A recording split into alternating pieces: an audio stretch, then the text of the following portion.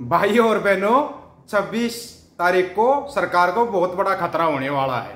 बहुत बड़ा खतरा किस लिए बता रहे हैं?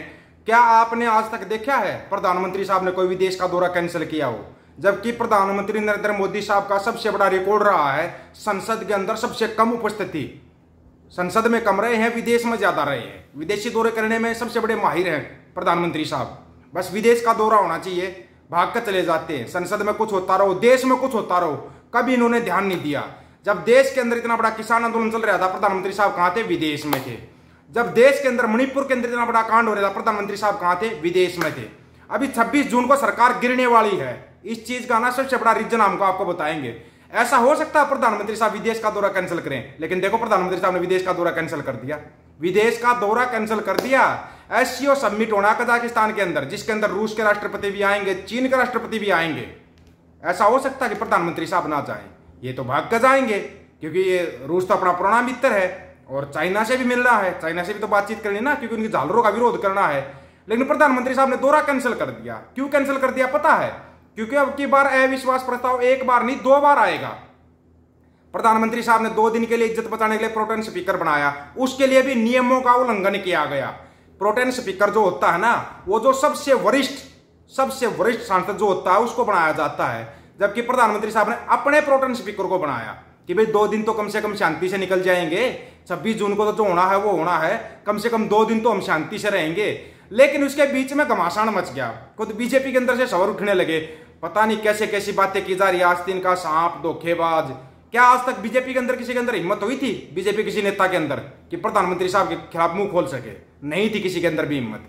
लेकिन देखो उनके अंदर भी हिम्मत आने लगी, वो भी मुंह खोलने लगे वो। और ऐसा मुंह खोलने लगे, संसद सत्र शुरू होने वाला है, बस थोड़े कुछ ही घंटे बाकी हैं, और उसके बीच में प्रधानमंत्री साहब के लिए ऐसे ऐसे शब्दों का प्रयोग किया जा रहा है। प्रधानमंत्री साहब तो बोल रहे थे कि मेरे को विपक्ष वाले गलत बोलते हैं, अब तो खुद आपकी पार्टी वाले गलत बोलने लगे। आपकी पार्टी वाले आपको आस्तीन का सांप बोलने लगे। ये ऐसा कैसे होने लगा? आपकी पार्टी वाले आपको गद्दार बोलने लगे। ये कैसे हो गया प्रधानमंत्री साहब? और फिर एससीओ समिट का आप कजाकिस्तान का दौरा रद्द कर रहे हो, जिसके अंदर रूस के राष्ट्रपति व्लादिमीर पुतिन भी आ रहे हैं, चीन के राष्ट्रपति भी आ रहे हैं। आप तो उनसे मिलने भाग के जाओगे। लेकिन आपने अपनी जगह पे एस जयशंकर को क्यों चुना? वो इसलिए चुना क्योंकि 26 जून को छोड़िए, 26 जून को तो जो होना है वो होना है, अविश्वास प्रस्ताव तो आएगा। फिर 1 से और 3 जुलाई तक जो राष्ट्रपति का अभिभाषण होना है, राज्यसभा और विधानसभा के सभी को इकट्ठा करके जो अभिभाषण होना है, उसके बीच में भी कहीं ना विपक्ष वाले पंगा खड़ा कर दें। नहीं, हम तो अविश्वास प्रस्ताव लेके आएंगे।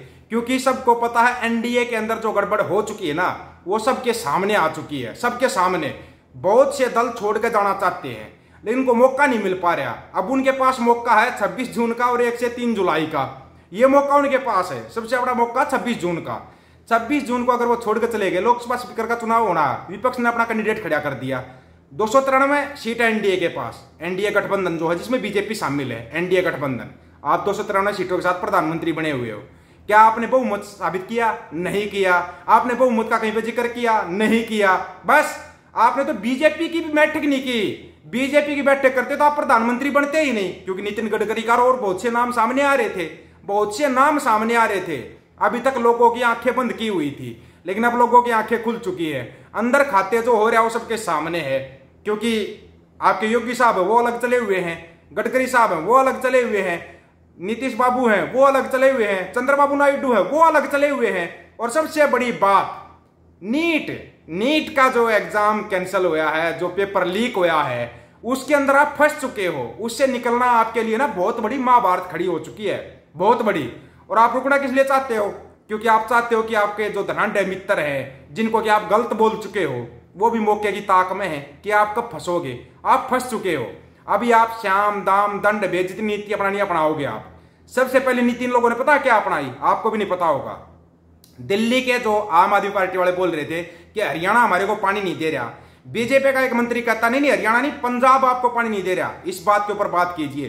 कोर्ट के अंदर उन्होंने सबमिट किया है कि पंजाब का नाम लीजिए आप, ताकि लोगों का ध्यान इधर उधर रहे। भाई आम आदमी पार्टी पंजाब का नाम लेगी, पंजाब में किसकी पार्टी है? आम आदमी पार्टी है।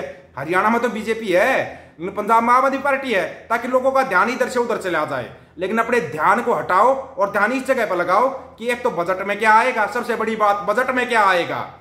निर्मला सीतारमण जी, आप तो प्याज नहीं खाती, प्याज महंगे हो गए तो क्या हो गए, फिर आप प्याज खरीदने चली जाती हो हैं। मतलब कि आपके ड्रामों की कोई कमी नहीं है। सरकार तो हमने देखो चुनी नहीं है, हमने एक सर्कस चुना है। पिछले 10 साल से हम सर्कस देखते आ रहे हैं। इस सर्कस में क्या हो रहा है, आपकी राज्य शिक्षा मंत्री, जिसको बेटी बचाओ बेटी पढ़ाओ लिखना नहीं आता, वो आपकी राज्य शिक्षा मंत्री है। क्या उनका इस्तीफा लिया? उनका इस्तीफा लिया क्या? फिर आपके शिक्षा मंत्री साहब धर्मेंद्र प्रधान जी, जो कि क्लीन चिट दे रहे थे, नीट का जो बोला एग्जाम लीक हुआ ही नहीं, पेपर लीक हुआ ही नहीं, पेपर लीक नहीं हुआ। 4 दिन के बाद बोल रहे हाँ पेपर लीक हुआ, इतनी देर में उसको भगा दिया, विदेश भगा दिया उसको।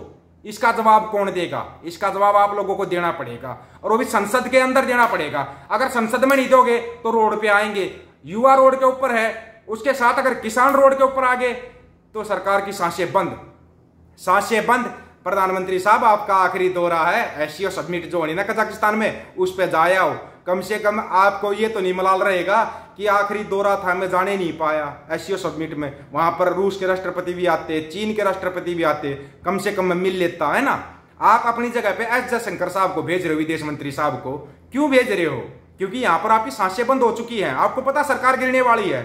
सरकार गिरेगी तो क्या जयशंकर साहब वहां पे कोई बात करके आएंगे, वो बात लागू हो जाएगी क्या? नहीं लागू होगी, नहीं लागू होगी वो बात। आपका जो अंदर खाते आपने आज तक जितने बोलते ना कभी पाप का घड़ा भरता है। एक बात याद रखना, पाप का घड़ा भरता, और वो पाप का घड़ा भर चुका है। पहले तो जनता ने भरा, आपको विश्वास था कि अयोध्या के आसपास सभी सीटें आप आराम से जीत जाओगे। आप वहां पे हार गए, आपने वहां पे ईवीएम सेट नहीं की, सच्चाई थी ये, आपने ईवीएम सेट नहीं की, आप वहां पे हार गए। फिर आपके चिंटू मिंटू है ना, जो चिंटू मिंटू 4 पैसे के ट्रोलर, ये लग गए फिर उसमें, ये दवाड़ों को गाली देने, ये करने वो करने, वो आपने लगा दिया उनके काम के ऊपर। लेकिन वो भी काम नहीं आया आपका, वो भी काम नहीं आया। अब हिंदू होके हिंदुओं को गाली दे रहे हो, थोड़ी बहुत शर्म तो आती होगी ना। फिर कौन सा हिंदू राष्ट्र बनाओगे आप? फिर कौन सा हिंदू राष्ट्र बनाओगे आप? अभी फिर आप करने वाले क्या हो? सोचने वाली बात यह है कि 26 जून से लेकर 3 जुलाई के बीच में कौन सा बड़ा ऐसा नेता होगा जो कि अपनी कुर्बानी देगा, जिसके कारण कि सब कुछ स्थगित हो जाए। भाई मौन धारण करो, भाई नेता चला गया, हो सकता है क्या कहीं अडवाणी साहब को तो कुर्बान नहीं कर दोगे? सोचने वाली बात है ये, कहीं अडवाणी साहब तो कुर्बान नहीं होगे, क्योंकि 26 जून को आपकी सरकार गिरने वाली है, कोई रोकने वाला नहीं है। क्योंकि युवा सड़कों के ऊपर है, पहले किसान सड़कों पे थे, आपको झुकाया, उस टाइम पे तो आपकी मजबूत सरकार थी। अब तो आपकी बैसाखी वाली सरकार है, इसको तो हिला देगा युवा, हिला देगा। और सबसे बड़ी बात, आपकी बार विपक्ष मजबूत है, विपक्ष इतना मजबूत है, विपक्ष का नेता भी चुना जाएगा जो कि आपके बराबर का अधिकार रखेगा। विपक्ष का जो नेता चुना जाता है ना, वो प्रधानमंत्री साहब के बराबर का अधिकार रखता है। वो अगर वो आपके बराबर का अधिकार रखेगा तो आप कोई फैसला नहीं ले सकते। तो आप बोल रहे 1 जुलाई से नए 3 कानून लागू कर देंगे, नहीं हो पाएंगे। भूल जाओ उनको, आप उनको तो भूल जाओ और अपनी सरकार बचाने के बारे में सोचो, जो कि बच नहीं पा रही है। 26 जून से लेकर 3 जुलाई के बीच में सरकार गिरने वाली है। प्रधानमंत्री साहब इसलिए विदेश नहीं जा रहे हैं, क्लियर कर दिया आपने। अभी तक लोग मतलब कि डाउट में थे, पता नहीं सरकार गिरेगी या नहीं गिरेगी, लेकिन आपने विदेश दौरा कैंसिल करके डाउट को क्लियर कर दिया कि सरकार गिरने वाली है। आप उसको बचा नहीं पा रहे हो। श्याम दाम दंड भेद कोई नीति काम नहीं आ रही है। अगर अभी भी कोई नहीं समझा, आप लोगों की क्या राय है इसके बारे में? अपनी राय रखना दोस्तों, आपकी राय का इंतजार रहेगा। सभी साथियों को राम राम, नमस्कार, आदाब, सत श्री अकाल। वीडियो को ज्यादा से ज्यादा शेयर, चैनल को सब्सक्राइब और बेल आइकन को जरूर दबाना दोस्तों। ऑफिशियल दीपक फौजी यूट्यूब चैनल, बात हक और सच की करेंगे, हक सच की बात हम करेंगे। वीडियो को शेयर करने की जिम्मेवारी आप लोगों की है। गज के आखो, वाहेगुरु जी का खालसा, वाहेगुरु जी की फतेह।